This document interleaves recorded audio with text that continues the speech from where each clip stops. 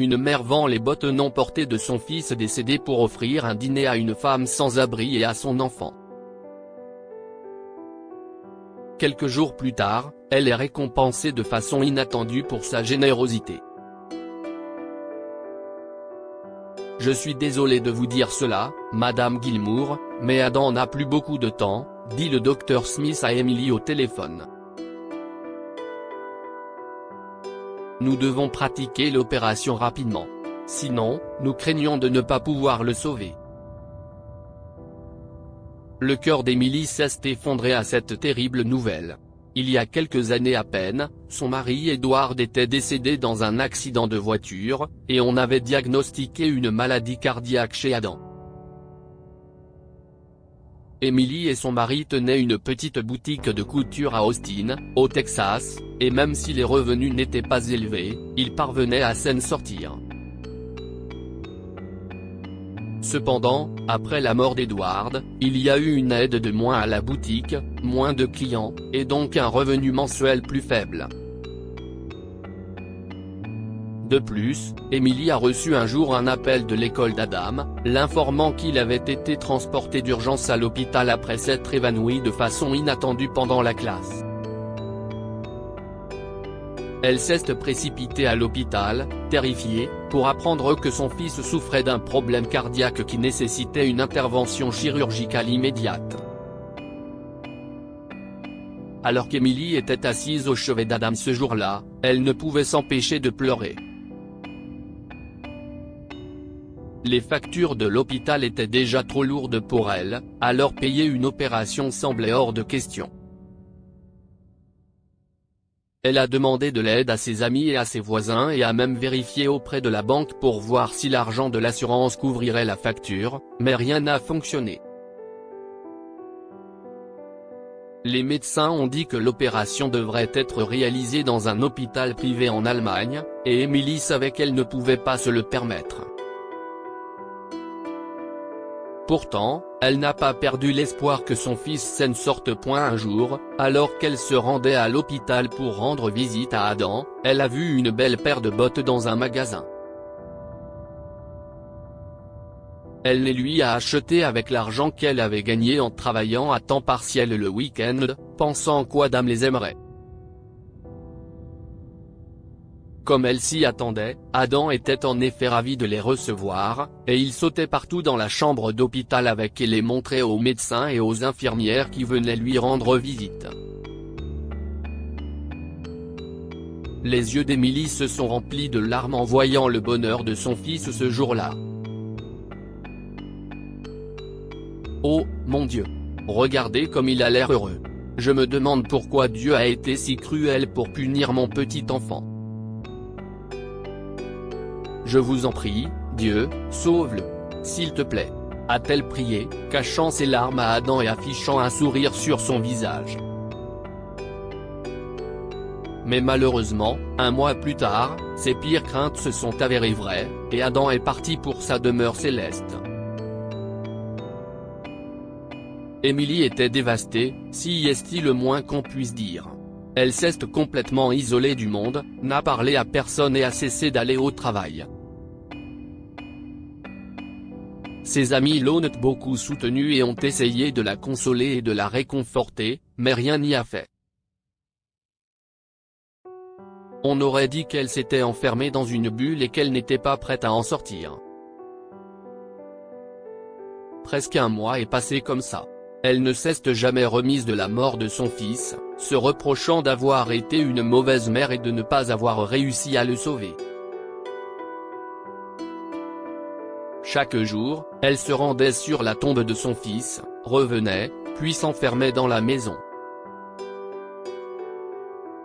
Cependant, un jour, alors qu'elle revenait de chez son fils, elle a remarqué une femme sans abri et son enfant assis au coin d'une rue, en train de demander l'aumône.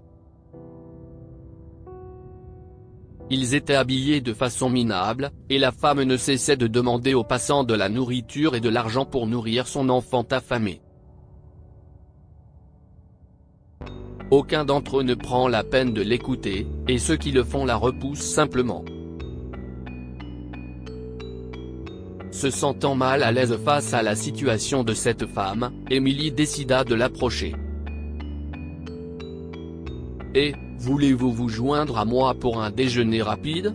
Je ne pourrai pas vous emmener dans un bon restaurant, mais je peux vous acheter à manger. » « Oh, ce serait tellement gentil de votre part », répondit la femme d'une voix tremblante. « Merci beaucoup. Mon fils et moi n'avons pas mangé depuis des jours. Cela fait presque 2 heures qu'il pleure à cause de la faim. » « Tu n'as pas à me remercier. Je comprends parce que je suis une mère, » dit Emily.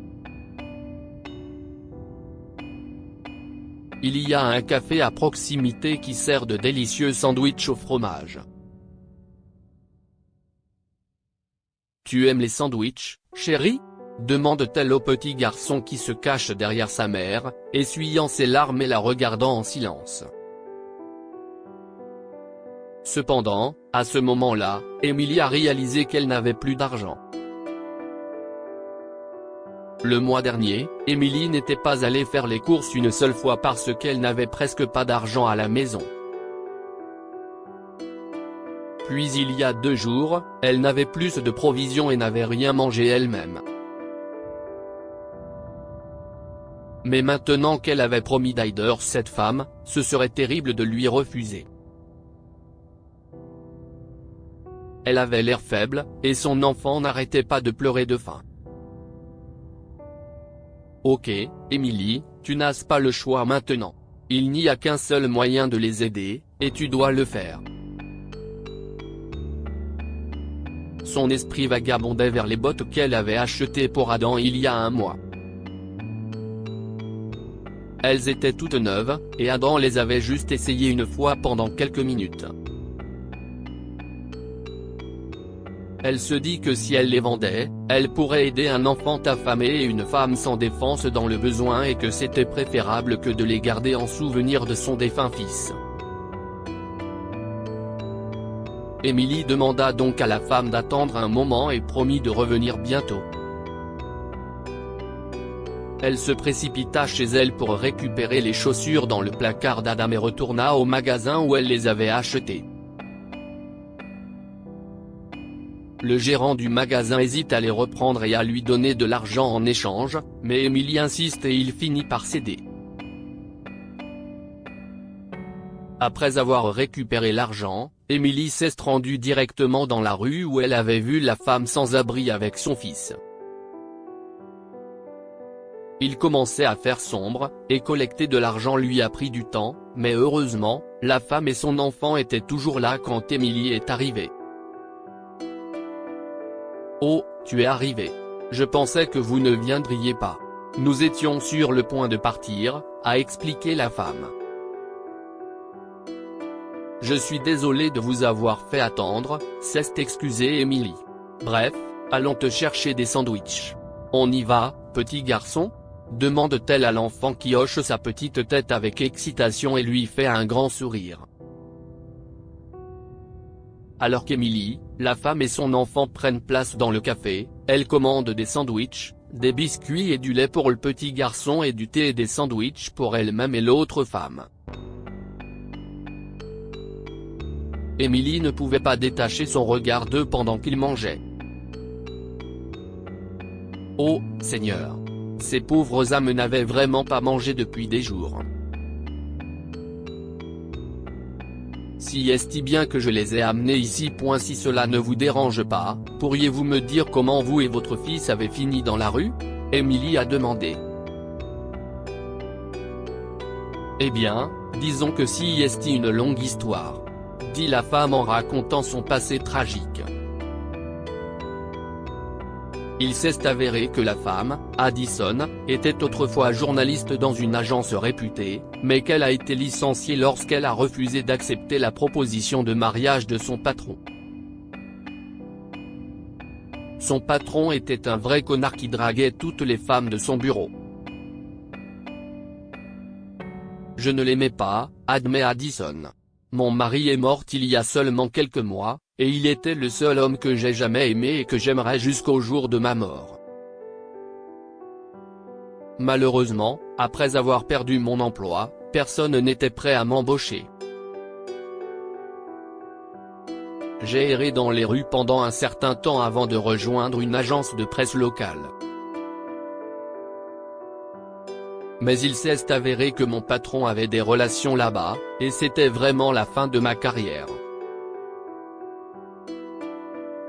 De plus, après avoir épuisé mes économies, je n'ai pas réussi à payer le prêt hypothécaire et j'ai également été mis à la porte de ma maison.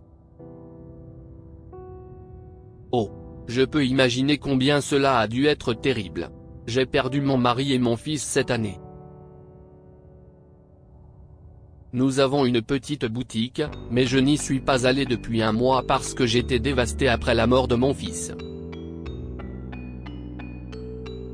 Pour être précise, les choses ne vont pas très bien pour moi, tant sur le plan financier qu'émotionnel. Oh, ma chère. Je suis désolé pour votre perte, dit Addison en essuyant ses larmes. Et merci de m'avoir aidé. Vous êtes vraiment une bonne âme. J'espère que je pourrai vous rendre l'appareil un jour ou l'autre. Si est bon. Je suis heureux d'avoir pu aider un enfant affamé et sa mère. J'espère que les choses s'amélioreront bientôt pour vous, dit Emily avant de régler l'addition et de se séparer. Une semaine plus tard, Emily était en train de nettoyer sa maison quand on a sonné à la porte.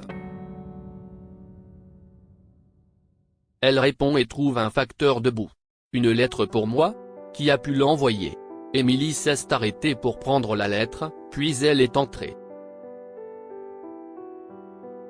Cependant, lorsqu'elle la retourne dans ses mains, elle reconnaît immédiatement le nom de l'expéditeur. C'était une lettre d'Addison, mais son adresse de retour était en Floride.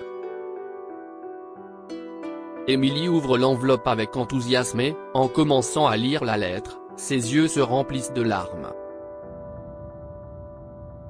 Chère Emily, commence la lettre. Merci de m'avoir aidé quand personne ne l'a fait. Grâce à toi, je suis dans une bien meilleure position maintenant. Après ton départ du café ce jour-là, j'ai rencontré mon ami d'enfance Mark, qui est venu au Texas pour un projet. Il s'est avéré qu'il est journaliste, tout comme moi. Quand il a appris à quel point j'avais été injustement licencié, il a écrit un article percutant qui m'a aidé à récupérer mon emploi. Je suis actuellement en Floride, où je travaille sur un projet. J'ai également lancé une page GoFundMe pour toi avec l'aide de Mark, et nous avons pu récolter $1 million en 2 jours. Le chèque se trouve dans l'enveloppe. J'espère que cet argent vous aidera à vivre une meilleure vie à l'avenir. De plus, si vous vous demandez comment j'ai obtenu votre adresse, gardez à l'esprit que je suis journaliste, et que ce n'est pas un travail difficile pour nous. Je vous verrai dès que je serai de retour au Texas. Vous manquez aussi à mon fils Max. Avec amour, Addison. Emily essuya ses larmes et s'élança dans sa chambre, attrapant une feuille de papier dans un tiroir. Merci beaucoup, Addison et Mark. Griffonne-t-elle sur la feuille. Elle les a remerciés pour leur aide et les a invités chez elle lors de leur prochaine visite au Texas. Que pouvons-nous apprendre de cette histoire? Certaines rencontres accidentelles sont belles. Emily a remarqué Addison un jour, alors qu'elle revenait de la tombe de son fils, ce qui les a amenés à s'entraider et à développer une belle amitié. Apprenez à être gentil, cela ne coûte rien. Emily a aidé Addison et son fils sans rien attendre en retour. Nous devrions tous essayer d'être comme elle. Lire aussi, une pauvre femme s'émeut en rencontrant un garçon aveugle sans abri qui ressemble comme 2 gouttes d'eau à son fils. Histoire du jour. Cette histoire est inspirée par l'histoire d'un de nos lecteurs et écrite par un rédacteur professionnel. Toute ressemblance avec de véritables noms ou lieux est une pure coïncidence. Toutes les images sont utilisées uniquement à des fins d'illustration. Partagez votre histoire avec nous. Elle changera peut-être la vie de quelqu'un. Si vous souhaitez partager votre histoire, envoyez-nous un mail à info@amomama.com. Abonnez-vous à Amomama sur Google News.